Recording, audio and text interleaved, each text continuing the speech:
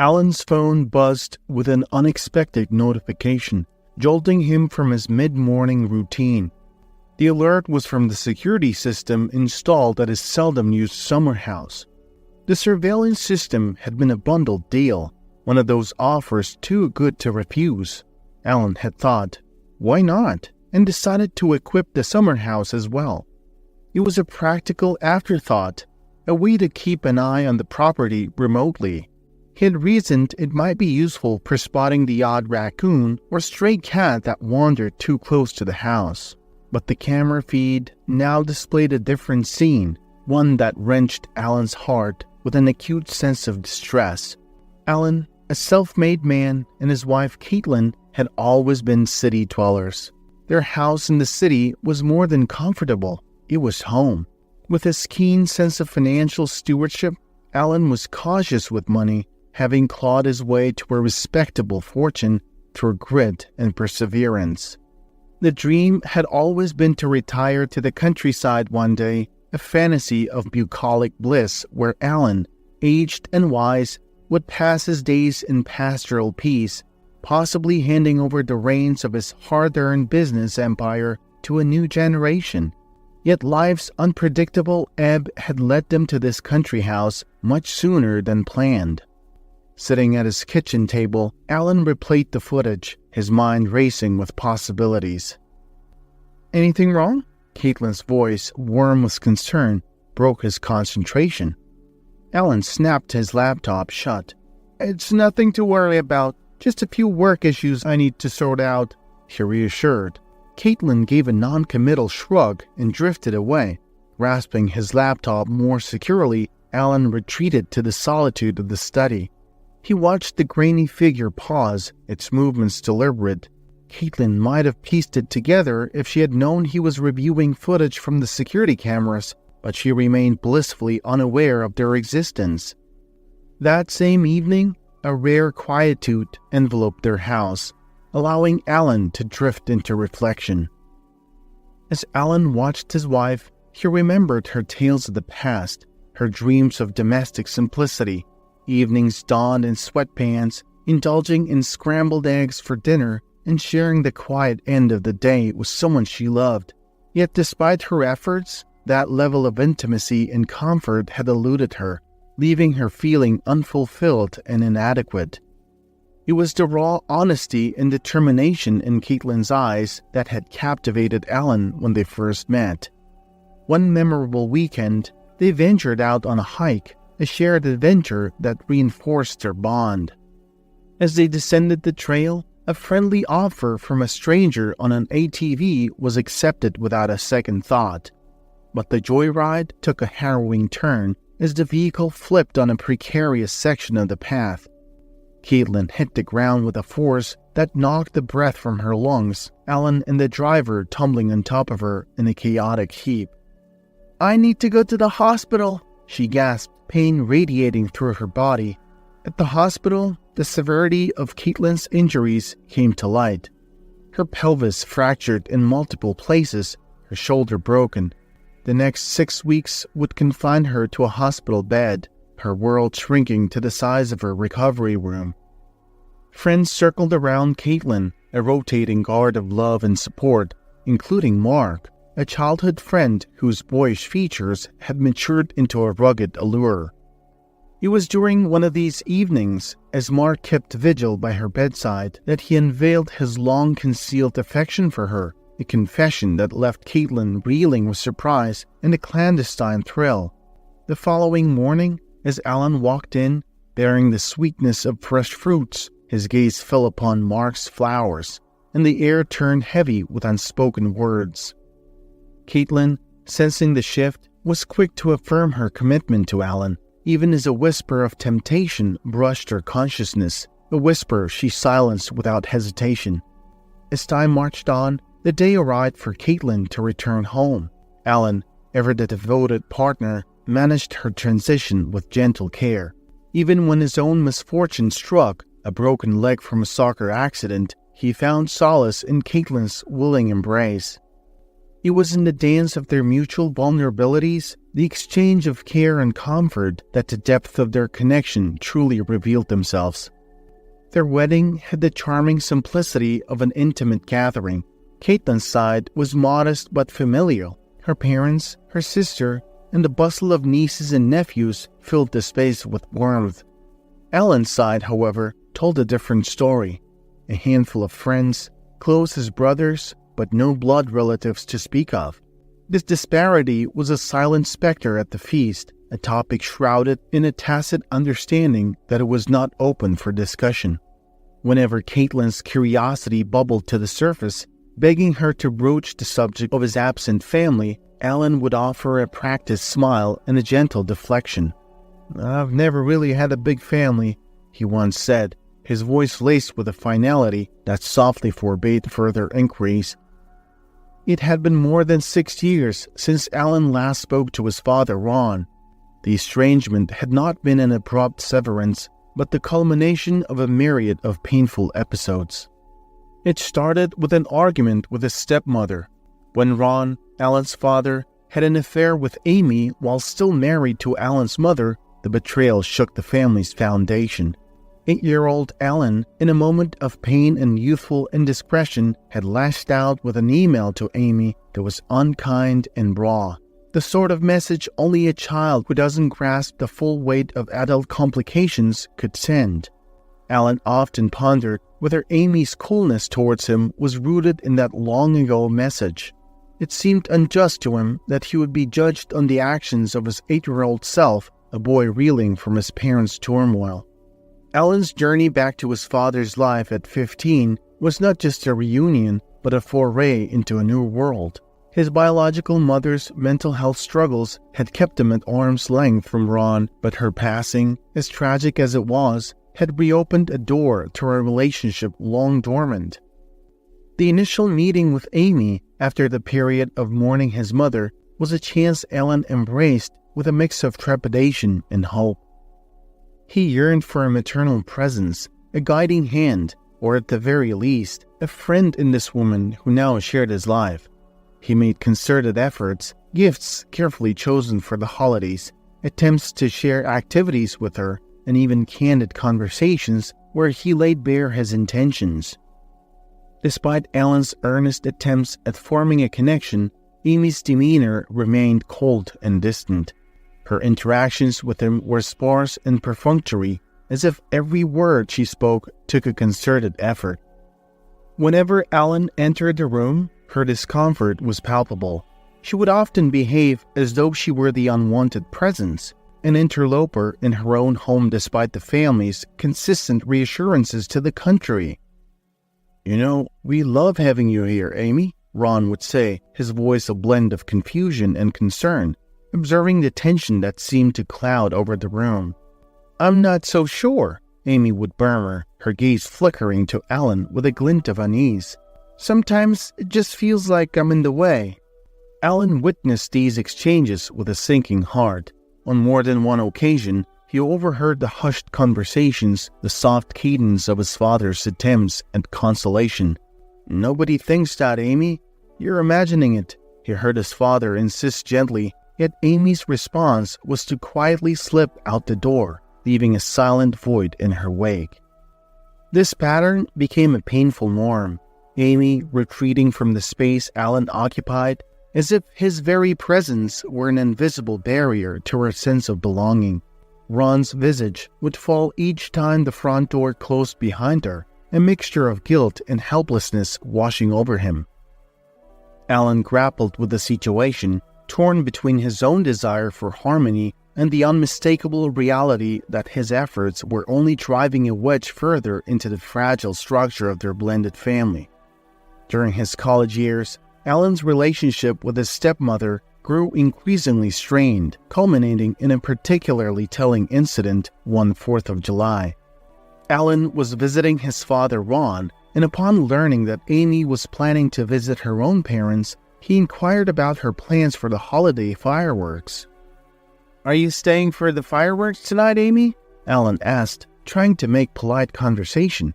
Amy, perhaps misinterpreting the gesture or feeling put on the spot, replied with a sharp tinge of defensiveness in her voice. I was going to leave tomorrow, but since you're implying I should go now, I'll leave immediately. Despite protests from everyone, insisting that wasn't what Alan meant and begging her to stay, Amy remained resolute and departed, leaving a wake of tension behind her. Alan's primary grievance with Amy was the possessiveness she exhibited over Ron's time. Whenever Ron shared moments with his son, Amy acted as if she were being betrayed. Her phone calls during their time together were laden with pointed remarks. Ron's phone would ring, and Amy's voice would come through the speaker, tinged with a faint cheerfulness. I'm learning to have fun without you, so don't hurry back on my account. Or her words would drip with sarcasm. Maybe you should take Alan to Mexico instead of me, like we planned. You two seem to have such a good time together. Alan couldn't fathom the depth of her jealousy. It reached a point where he felt like an unwelcome guest in his father's home. Ron, a pacifist by nature, recognized the tension but chose not to address it directly with Amy, maintaining a stance of non-confrontation that only exacerbated the situation. The last straw came on Father's Day that cut deep. Alan was not invited to spend the day with his father, a decision driven by Amy. Unable to hold back any longer, Alan confronted his father about Amy's behavior. In a heated exchange where emotions ran high, Alan expressed his bottled-up frustrations. She's pushing me out of your life, Dad. Can't you see that? Ron, his patience worn thin and perhaps feeling cornered, lashed back with words that left an indelible scar. You know, Alan, your whole attitude has been a disappointment to me. If you ever want to have a family of your own, you better learn to change. The hurt from that conversation created a rift that had not healed. It was the last time Alan spoke to his father, a painful memory that lingered. The year Alan and Caitlin got married unfurled as a series of decisive moments, each turn steering them closer to their shared destiny. Alan, steadfast in his career at a prominent company, was on the brink of ascending to a coveted promotion. However, fate took an unforeseen twist when his boss's superior appointed an outsider for the role. I can't believe they passed you over, Caitlin said one evening. Alan, with a determination in his eyes, replied, It's a sign, Caitlin. It's time I took the reins of my own destiny. And with that, he embarked on his own venture, the confines of their apartment serving as the cradle of his burgeoning business. Within months, his tireless work bore fruit, and he secured a modest office space to welcome his burgeoning clientele. Caitlin, in the throes of her final year of medical school, found herself juggling textbooks with business ledgers, offering unwavering support to Alan while navigating her own rigorous academic demands. Their evenings became a ritual of fleeting interactions, Alan arriving late, collapsing into bed, and rising with the sun, seeking the comfort of clean clothing and the prepared breakfast that awaited him. But the toll was manifesting. Sleep became a luxury, with nights often truncated to mere hours as Caitlin's routine morphed into a marathon of work and domesticity. Burnout loomed on her horizon, her resilience waning under the relentless pace. As his enterprise demanded even more of him, devouring weekends in its insatiable growth, Alan faced a crossroad. With the business gaining traction, he proposed a controversial pivot for Caitlin, abandon her medical aspirations to become the cornerstone of their growing enterprise. With her internship on the horizon, the pressure intensified. The couple faced a painful decision. The reality of her having to abandon her studies to sustain the business became a somber possibility. We're building this for our future, Caitlin. Once we reach this next goal, I'll make sure you can go back to school, Alan assured her, but his eyes betrayed the fanaticism with which he pursued his business goals. Caitlin, torn between her dreams and her dedication to their shared success, found herself at the heart of their enterprise, a linchpin that Alan, in his pursuit of entrepreneurial triumph, had come to rely on perhaps too heavily. 5 years had seen Alan's venture burgeon into a thriving enterprise, with a staff roster of over 50. Caitlin, living in the lap of luxury, found herself at a crossroads of contentment and restlessness.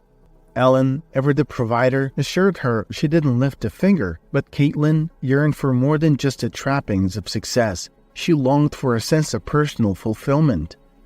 One tranquil evening, as they sat in their expansive living room, Caitlin turned to Ellen with a quiet determination in her voice.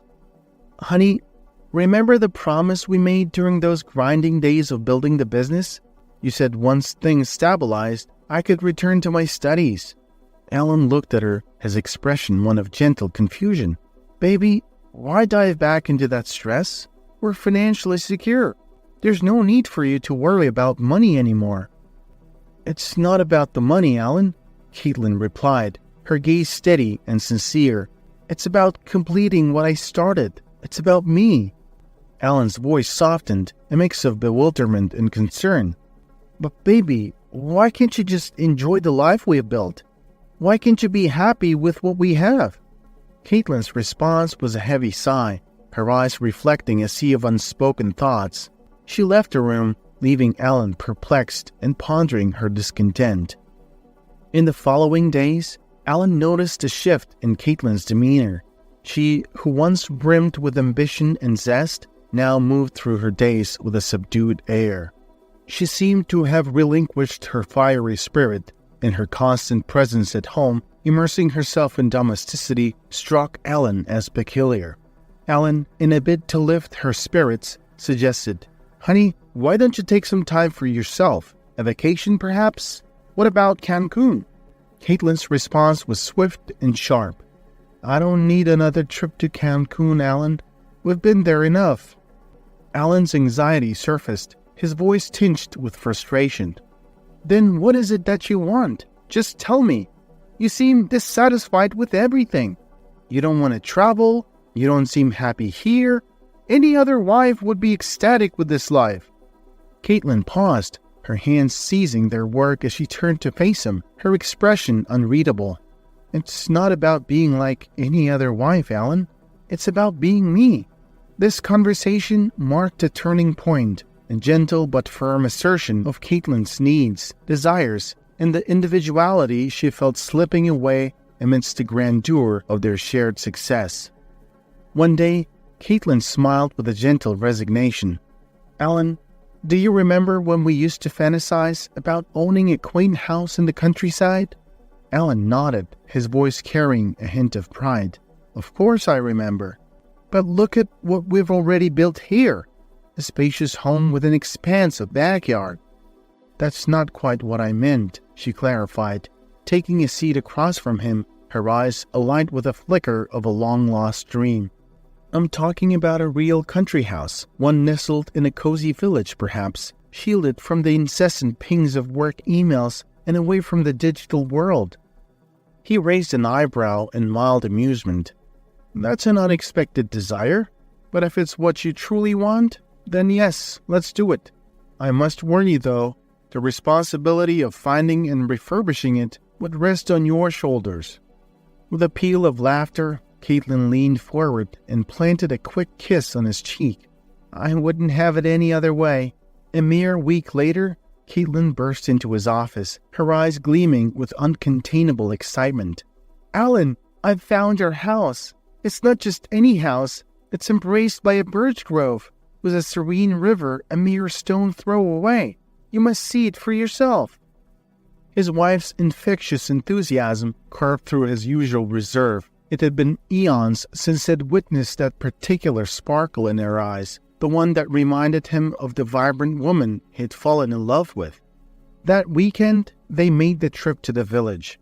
Standing before the property, Alan's practicality overshadowed his romanticism. The house stood silent and forlorn, a sturdy structure that time had forgotten. Noticing the return of that captivating sparkle in her eyes, Alan sighed in acquiescence. "All right, we'll buy the house. But remember, the refurbishing is your project. With the upcoming branch opening, I'll be swamped and won't be able to assist." Her response was to wrap him in an impulsive embrace. "Thank you. Just wait and see. Once I breathe new life into it, you'll fall in love with this place." 2 months flew by in a world of business meetings and late-night calls for Alan. Drained, he returned home, the weight of endless negotiations bearing down on him. He had a scant 48 hours to spend in the sanctuary of his home before the relentless pace of work summoned him again. Caitlin settled in beside him with an inviting warmth. "Alan, I want you to spend these next 2 days with me at our country retreat. I think it might just charm you."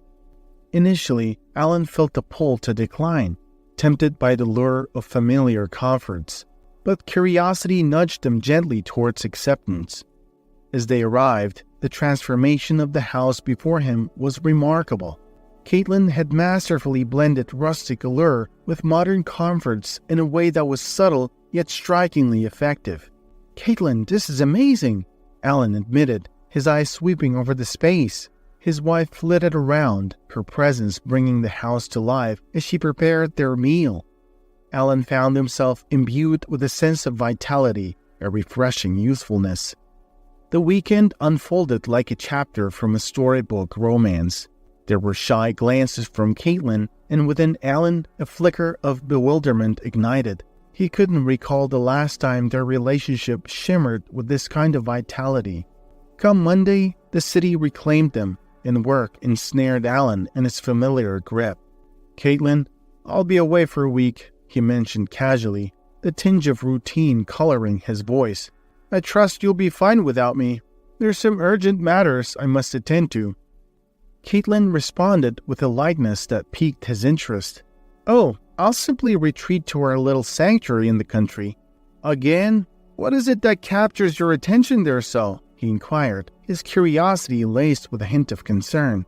She met his gaze, a trace of something like apprehension flickering in her eyes. "Just embracing the solitude and the natural beauty," she assured him. Throughout his business trip, Alan's thoughts wandered back to the country house and Caitlin's newfound vibrancy. It was uncanny, the transformation she underwent with each visit, emerging more radiant and content. Alan felt a tightness in his chest, a confluence of confusion and determination. Only half a year ago, Caitlin was adrift, but now she was awash with a newfound joy. Compelled to unravel this mystery, he bided his time. As soon as Caitlin left, he hastily gathered what he needed and made a beeline for the country house, driven by a mix of apprehension and resolve. Alan harbored a gnawing suspicion that Caitlin's solitary trips to the country house concealed more than mere solitude in nature. His mind raced with the unthinkable possibility of another presence, another person who might explain the radiance she seemed to gain from each visit. Her explanations, cloaked in ambiguity, did little to assuage his growing doubts. Driven by this fear, he surreptitiously installed hidden cameras throughout the house. His heart wrestled with the ethics of his actions as he departed, leaving behind the silent sentinels that would soon reveal the truth of Caitlin's retreats. As he sat in his hotel room, the weight of the day's meetings dissipated in anticipation of the footage that awaited him. Alan's fingers hovered over the laptop, a part of him recoiling at the invasion of privacy he had orchestrated. He considered abandoning this digital voyeurism and confronting Caitlin directly. Yet the lingering uncertainties propelled him forward. He needed to see what lay hidden within those walls. The video was coarse, but Caitlin was unmistakable as she settled into the familiar space. Her actions mundane until the footage betrayed her secrecy. Alan's heart sank as a middle-aged man entered the frame, sharing an embrace with Caitlin that seemed to stretch beyond the bounds of friendship. The inability to discern the man's face only fueled Alan's imagination and pain. Rushing back from his business engagements, Alan's mind was a maelstrom of betrayal and confusion. He found Caitlin alone, a scene starkly different from the one seared into his memory by the camera's unblinking eye. Her puzzled gaze followed him as he moved restlessly through the house, a futile search for evidence of the intruder. Finally, sitting beside her, he confronted the silent question between them with digital proof. "Caitlin, I know everything. What's going on here?" His voice was a tight wire, strained and barely holding. Caitlin's gaze dropped, the weight of discovery anchoring her eyes to the floor, the reality of her secret unraveling before them both. She was swathed in guilt for keeping Alan at bay from the hidden chapters of their life. Alan felt the maelstrom of emotions as Caitlin began to apologize. The more she spoke, the deeper the confusion seemed to burrow into his understanding of the situation. His mind, tangled in the web of betrayal he had spun, struggled to make sense of her expansion. You had to contact him? Contact who? The question was like a fissure in the dam of his comprehension, through which the truth began to trickle. Caitlin's eyes met Alan's, a clear stream of sincerity flowing from her. The dawning realization that their thoughts had been parallel lines, close but never meeting, prompted a heavy sigh from her. Alan, it seems we've got our wires crossed. Let me clarify everything. I love you, honey, and I would never... Her attempt to smooth the creases of misunderstanding was interrupted as an elderly lady entered, the fragrance of fresh flowers preceding her. The room felt warmer with her presence, a soothing balm to the palpable tension. Hi, Mrs. McGee, Caitlin greeted, her voice in gentle chime in the sudden influx of company. This is my husband, Alan. Alan looked from his wife to the new people, asking a question without speaking. Soon after, the man from the video walked in. He looked just like Alan's dad. Overwhelmed by the unfolding scenario, Alan struggled to reconcile his emotions. Here stood the man he had deeply adored, yet simultaneously resented for the wounds of the past. Hello, Alan. Ron's familiar voice filled the space, bridging the gap between the son's bewilderment and the father's calm presence. Caitlin, driven by a longing for a complete family, had sought out Ron, who had been living in solitude. Her first encounter with Ron left an indelible mark on her heart. Discovering him in a state of neglect, ravaged by illness and the solitude imposed by his ex-wife's departure, she felt compelled to act. Ron's tales of estrangement from Alan, laced with remorse for past wrongs, resonated with her deeply. Ron acknowledged that he had been unwittingly ensnared by his ex-wife's manipulative tactics. She had spun a web of lies about their son Alan, falsely demonizing him and creating a rift between him and Ron. When the veil of deceit was finally lifted, Ron was left in ruins, mourning the irreversible estrangement from his son. He also discovered that Amy had another son, which shed some light on her possible animosity towards Alan. Time had moved on since their divorce, yet the repercussions of the past lingered. Caitlin's portrayal of the person Alan had matured into moved Ron deeply, his emotions manifesting in a stream of tears. He earnestly requested that she care for Alan and shield him from harm. Carrying the weight of his former misjudgments, Ron beseeched Caitlin to withhold the details of his plight, believing himself undeserving of facing Alan after all that had transpired. When Caitlin offered a hand of support, Ron's resignation was clear. His belief that Alan harbored resentment was a barrier he wasn't willing to cross. Caitlin transported Ron to the tranquility of a country house, promising to uphold a solemn vow of silence towards Alan. As she stepped into the role of Ron's caregiver, she was determined to nurse him back to independence. The country abode, surrounded by the serene whispers of nature, became a haven for Ron's convalescence as Caitlin devoted herself to his recovery, guiding him towards regaining his strength and autonomy. As Ron regained his mobility, he began to engage in various household activities, finding solace in the routine and simplicity of daily tasks. Unbeknownst to him, it was during these moments of domesticity that Alan glimpsed his father through the lens of a security camera. Caitlin and Ron's partnership flourished beyond the walls of their retreat. They became guardians of well-being for their elderly neighbors, weaving a fabric of care that blanketed the community. Caitlin found solace and significance in this labor of love, a poignant reminder of her intrinsic value. Ron stood in front of his son, looking very sorry and humble. Alan, my boy, I'm really sorry for all the hurt I've caused before, and for coming back so unexpectedly. Your wife, she's been my savior. If you want, I'll go away and not disturb your life. In the silent communion that followed, Alan's gaze lingered on Caitlin, seeing her not just as his partner, but as the architect of reconciliation. The weight of years seemed to lift in that instant. Alan stood somewhat aloof amidst the hum of activity in the country house. The air was filled with the chatter of the neighbors and the clinking of teacups. Ron, agile and attentive, was in his element, pitching items for Caitlin, who was the day's quiet orchestrator. It was a dance of quiet understanding between them, and as Alan watched them, an epiphany slowly washed over him. His voice was loud and full of regret. "Caitlin, I'm really sorry. I've been the bad one here, only thinking about myself and what I need, not caring about you. I didn't see the truth, and I wrongly didn't trust you. Can you forgive me? If you want, you can work here all the time."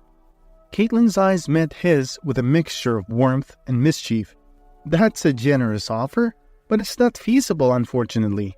"Is it because you're upset with me?" Alan's voice held a tremor of concern. "A bit, yes," she admitted. "But mostly because I won't have the time. Full-time work isn't in the cards for me for, say, the next 3 years or so." Confusion played across Alan's face. A mix of hope and disbelief flickered in Alan's eyes as realization dawned. Caitlin, embracing him tightly, whispered, "Remember those 2 magical days here? They were more than just a rekindling. Alan, we're going to have a baby." The news struck Alan with the force of a revelation, almost staggering him. He gently held Caitlin back, searching her eyes for certainty. "Are you serious? Absolutely certain?" Her laughter was like music, dispelling any shadows of doubt. "Completely sure. The doctor confirmed it. We're gonna be parents." In a swirl of elation, he lifted her into a joyous twirl, their laughter mingling with the continued buzz of the gathering, a symphony of new beginnings. Alan's motion ceased, and as he steadied himself from the exuberant twirl, his eyes sought out his father's. In the depths of Ron's gaze, there was a clear well of remorse, an unspoken apology that resonated with the heavy silence that filled the room momentarily. Alan had spent years entangled in a web of resentment, but now, as he glanced at Caitlin, his perspective shifted. There she stood, the architect of reunions and revelations, the woman who had gently unraveled the knotted past with her compassion. Gratitude welled up in him, a silent hymn of thanks for the incredible partner fate had handed him, a partner who had not only become his heart's compass, but had also inadvertently steered them towards this moment of familial healing. With the past grievances that had long cast a shadow on their relationship momentarily quieted by the potential of forgiveness, Alan moved towards his father. "I spent years wishing for understanding, Dad," he said, his voice carrying the weight of those silent years. "Maybe it's time we both tried to understand each other." Ron, visibly moved by the gesture, nodded, his usual composure giving way to a more tender vulnerability. "I'd like that, Alan, more than anything." Caitlin's presence, a beacon of patience and love, bridged the gap between father and son. Her gentle influence had sown the seeds of reconciliation, and now those seeds were sprouting, tender shoots of hope breaking through the hardened soil of their shared history. Alan felt the transformation not just in the room but within himself. He had been poised on the precipice of becoming a father, and now he was rediscovering what it meant to be a son. The dual revelation was both humbling and profound. As the day wore on, the country house buzzed with activity and conversation. Neighbors came and went, each leaving behind words of encouragement and shared happiness. In the waning light of the day, as the guests departed, the trio, Alan, Caitlin, and Ron, sat together in a reflective silence, each lost in their thoughts, yet connected by the unspoken bond that had been strengthened today.